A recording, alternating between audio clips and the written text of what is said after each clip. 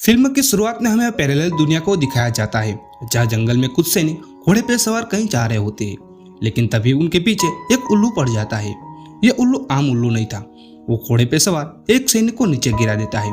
तभी वहाँ दूसरे सैनिक आकर इन पर हमला कर देते हैं, जिन्हें वरमारा नाम के एक प्रिंसेस ने भेजे थे, जो इलिया के सिपाहियों को मारने आए थे। लेकिन इलिया उन पर भारी पड़ने लगा था। तभी वो उल्लू एक औरत का रूप ले लेती है और हमें पता चलता है कि यह उल्लू वरमारा ही थी। वरमारा के पास अजीब तरह की शक्तियां थी, जिनकी मदद से वरमारा इलिया सहित सभी सिपाहियों को पत्थर बना देती है। वहीं इलिया जिस घोड़े पर बैठकर आया था, वो बूढ़े आदमी में बदल जाता है। वो बूढ़ा आदमी वरमारा को देखकर समंदर में कूदकर अपनी जान बचा लेता है और वो बूढ़ा आदमी मछली में बदल जाता है। वही वरमारा उन सिपाहियों को समंदर में डाल देती है, जो पूरी तरह से पत्थर बन चुके थे। इसके बाद हमें वर्तमान का सीन दिखाया जाता है, जहाँ इवान नाम के एक आदमी को हम दिखाया जाता है, जिसके गले में एक अजीब तरह की चीज लटकी हुई थी, जिसको एक टीवी सेट पर बुलाया गया था। एक आदमी इवान का इंट्रोडक्शन देता है। वो बताता है कि वो एक जादूगर है और उसका नाम शेजाडाजर है। और हमें पता चलता है कि इवान एक अनाथ लड़का है। कुछ समय के बाद उसके पास एक बबूसा नाम की एक बूढ़ी औरत आती है। वो भविष्यवाणी के बारे में बात करती है। वो बताते हैं कि तुम ही वो आदमी हो जो जादू तलवार को ढूंढ सकते हो, और ये तलवार किसी भी रियलिटी या टाइम को चेंज कर सकती है। कुछ वक्त के बाद इवान अपने घर आता है, जहाँ उसकी नौकरानी टीवी देख रही होती है। गेलेना को पता था कि इवान एक रॉन्ग आर्टिस्ट है और वो जादूगर नहीं है। गेलेना पूछते है कि तुम शादी कब करने वाले हो, जिसके जवाब में इवान बताता है कि जब कंपटीशन खत्म हो जाएगी तब मैं शादी कर लूंगा। कुछ दिनों के बाद इवान के पास एक अमीर घर की औरत आती है, जो नकारात्मक ऊर्जा से कैसे बचे वो सीखने आई थी। इवान टेबल पर कागज पे कुछ लाइन और सर्कल ड्रॉ करता है और क्यूब भी निकालता है और उस औरत के पास रखकर अपना वर्चुअल कंप्लीट कर लेता है। वर्चुअल खत्म होने के बाद वो औरत खूब सारे पैसे देती है। अब यहाँ पर लोग इवान को जादूगर समझने लगे थे, इसलिए लोग पेशेंट को ठीक करने के लिए भी बुलाते थे, जबकि इवान पैसे कमाने के लिए यह सब ढोंग करता था। आगे हमें इवान के पास्ट को दिखाया जाता है, जहाँ वो अनाथ आश्रम में रह रहा था, जहाँ के बच्चे इवान को काफी परेशान और चिढ़ाते थे।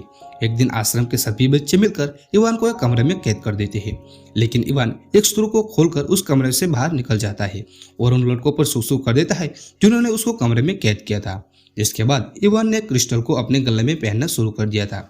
इसके बाद हमें प्रेजेंट टाइम का सीन दिखाया जाता है, जहाँ कुछ लोग इवान को घेर लेते हैं। यहाँ पर इवान रेस्टोरेंट में लंच कर रहा होता है। इवान को जैसे ही पता चलता है कि वो उसको पकड़ने वाले हैं, तो वो वहाँ से भाग जाता है और एक वाटर पार्क में चला जाता है। अब जो लोग इवान का पीछा कर रहे थे वो इवान को पकड़ नहीं पा रहे थे। इवान भागकर एक वाटर स्लाइडर में घुसने की सोचता है। वो एक आदमी को धकेल के वाटर स्लाइडर में घुस जाता है, लेकिन तभी वो एक दूसरी दुनिया में पहुंच जाता है, जहाँ इवान को एक बूढ़ा आदमी दिखाई देता है, जिसे फिल्म में हमें पहले दिखाया गया था, जो पानी में गिर गया था। वो बूढ़ा आदमी बताता है कि तुम कौन हो, कहाँ से आए हो, वो मुझे सब कुछ पता है। मगर इवान को कुछ समझ नहीं आ रहा था कि वो यहाँ कैसे पहुंचा। वो बूढ़ा आदमी बताता है कि तुम्हारा जन्म इसी दुनिया में हुआ था, लेकिन कुछ कारणों से तुम्हें दूसरी दुनिया में भेज दिया गया था, जहाँ इंसानों ने तुम्हें पाल पोस कर बड़ा किया। वो बूढ़ा आदमी इवान को एक रिंग देता है, जो इवान के पिता की थी। वो बूढ़ा आदमी जैसे रिंग इवान को देता है, तभी एक तीर पीछे आकर उसको लगता है और वो बूढ़ा आदमी हवा में गायब हो जाता है।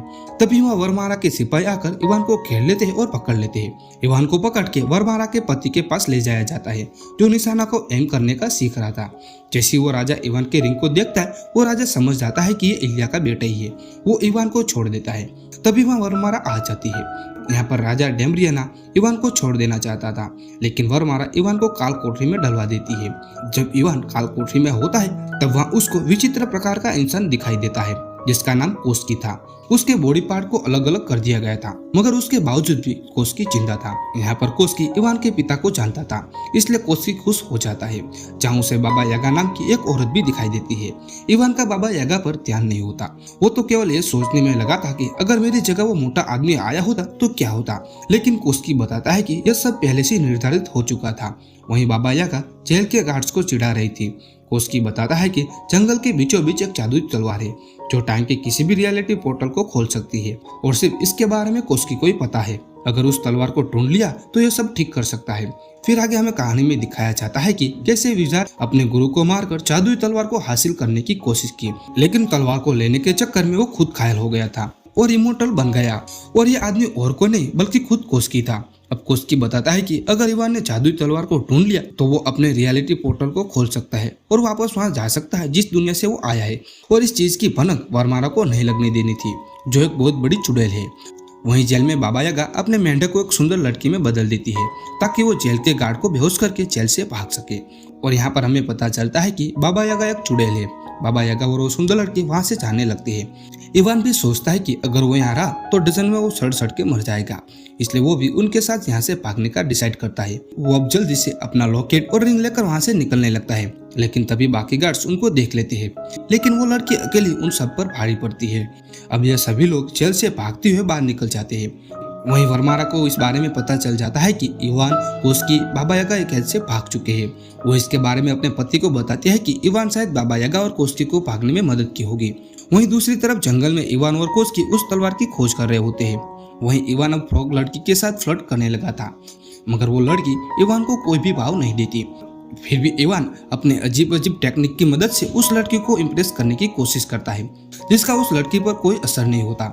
वो सभी एक जगह पर रेस्ट करने के लिए रुक जाते हैं। तब इवान अपना फोन निकालकर एक ग्रुप फोटो सेल्फी लेने लगता है। कुछ समय बाद ये सभी लोग एक नदी के पास पहुंच जाते हैं, जिसमें एक मॉन्स्टर रहता था, जिन्हें वहाँ के लोग मरमन कह के बुलाया करते थे।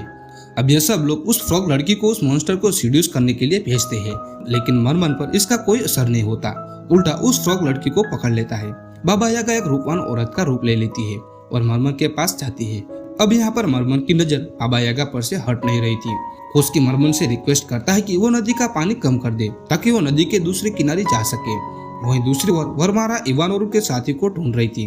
वहीं इवान और उनके साथी एक गुफा में पहुंच जाते हैं, जहाँ एक अजीब सा मॉन्स्टर रह रहा था, जिसके हाथ में एक बहुत बड़ा चमचा था जो उन्हें मारने लगा था। उसके साथ मरमन भी था, जिसके ड्रम में पानी खत्म हो गया था, जिससे मरमन को सांस लेने में दिक्कतें आ रही थी। तभी इवान को पता चलता है कि वो मॉन्स्टर एक औरत है। वो किसी भी तरह उस मॉन्स्टर को कन्विंस कर लेता है। अब यह देखकर बाबा यागा बहुत ही ज्यादा इम्प्रेस हो जाती है। कुछ समय आगे जाने के बाद कोस्की बताता है कि यह फ्रॉग लड़की असल में लड़की हुआ करती थी, लेकिन वर्मरा और रोबिना ने मिलकर उसको फ्रॉग बना दिया। लेकिन असल में इसका नाम लिजा है। अगर उन्होंने इस तलवार को ढूंढ लिया तो वो शराब से मुक्त हो जाएगी और लिजा हमेशा के लिए इंसान बन जाएगी। आगे जंगल में इवान एक खरगोश को पकड़कर लिजा को देता है और तभी उस खरगोश की आंखें चमकती है, जिससे लिजा उसको मारने लगती है और हमें पता चलता है कि वो खरगोश नहीं बल्कि वर्मारा थी। और ये सब अपनी अपनी जान बचाने के लिए वहां से भागने लगते हैं और एक कुएं में कूद जाते हैं। मरमन उन सबकी जान बचाने के लिए कुएं का सारा पानी पीने लगता है ताकि इवान और बाकी सब लोग उस कुएं के रास्ते से भाग सके। अब मरमन वहीं रुकने का डिसाइड करता है, लेकिन वर्मारा वहीं आकर मरमन को मार देता है। आगे सभी एक गुफा में रुकते हैं, जहाँ इवान लिजा का मजाक उड़ाने लगता है और यहाँ पर हमें पता चलता है कि इवान लिजा से प्यार करने लगा था। इवान अपना क्रिस्टल निकालकर लिजा के गले में पहना देता है और कहता है कि यह क्रिस्टल तुम्हारी रक्षा करेगा। यह देखकर लिजा इवान से इम्प्रेस हो जाती है। तभी वहाँ कोस्की आकर उन दोनों से सो जाने को कहता है। अगली सुबह इवान अकेले वहाँ से आगे चला जाता है। वो जानता था कि आगे जाने में खतरा है। कुछ आगे जाता ही तभी वर्मारा के सैनिक इवान को पकड़ लेते हैं और तभी वहाँ वर्मारा आ भी जाती है। वर्मारा के सैनिक इवान और उनके साथी को पकड़ लेते हैं और उनको एक लोकेशन पर ले जाते हैं, जहाँ पर कई सारी तलवार थी।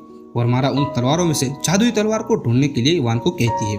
यहाँ पर इवान जादुई तलवार को ढूंढने की काफी कोशिश करता है, लेकिन वो नहीं मिलती। काफी कोशिश करने के बाद उसको जादुई तलवार मिल जाती है, जिससे लिजा श्राप से मुक्त हो जाती है। और तभी डेम्ब्रियन वहाँ आ जाता है और वहाँ आकर इवान को भला बुरा कहने लगता है। डेम्ब्रे इवान से कहता है कि बाबा यागा और कोस्की को साथ मिलकर कोई बगावत की प्लानिंग तुम कर रहे हो। बदले में इवान बताता है कि वो कोई बगावत की प्लानिंग नहीं कर रहा था, बल्कि यह सब उसकी वाइफ वर्मारा का किया तरह है। लेकिन तभी डेम्ब्रियन वर्मारा को हक करता है और हमें पता चलता है कि डेम्ब्रिया और वर्मारा पहले से मिले हुए हैं और उन्होंने यह सब इसलिए किया था कि इवान उस जादुई तलवार को ढूंढ सके।